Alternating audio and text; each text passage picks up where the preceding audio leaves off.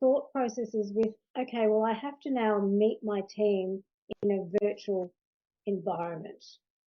How do I show up to position myself and project myself as being the leader of this? 230 people is a lot of people. Yeah.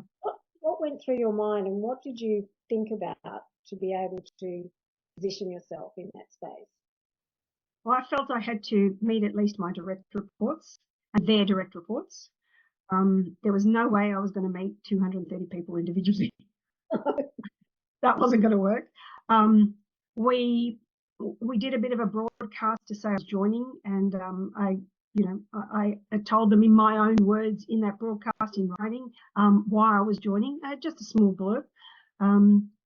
I scheduled time with those direct reports and the what we call the +1 direct reports, which was good. I got to know them, and over a period of time, I met with them regularly.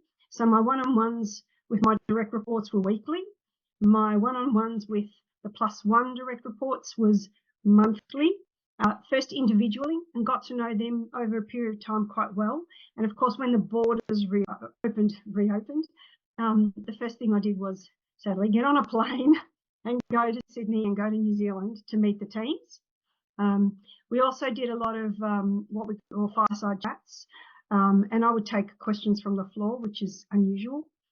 I did that, and we also did a lot of a quarterly, if you like, town hall type activities where everybody could come in, and we recorded those and put them on our own channel so that people could go back to them, because we also had shift workers, so not everyone could turn up at the same time to see those things. So I would send out a regular communication to the team every month to see how they were going.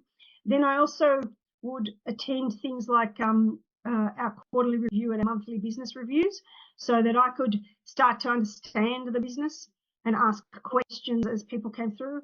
And I must admit, after the first set of those, and they're separate for Melbourne and Sydney, I had quite a number of questions, and the team's feedback was, you asked insightful questions. So I think that starts the process of trust and respect, and and we went from there. And it was a great relationship with that team, and they still contact me today, even though I've left the organisation. So it must have been a good relationship. Well, you're very engaging. But look, I remember you reaching out to me at one point and saying I need help because of the dress code policy that was under review, which seemed to be happening across every organisation. So let's talk about that for a minute. What sort of feedback were you getting from people in terms of meetings, and how are we meant to show up? Because I know you and I work consistently over that. Yeah. I know I have a certain dress sense. Mine's quite classical, and a little more formal than some people. But I think that comes from my military days, and that's my mum's similar style. She's quite formal.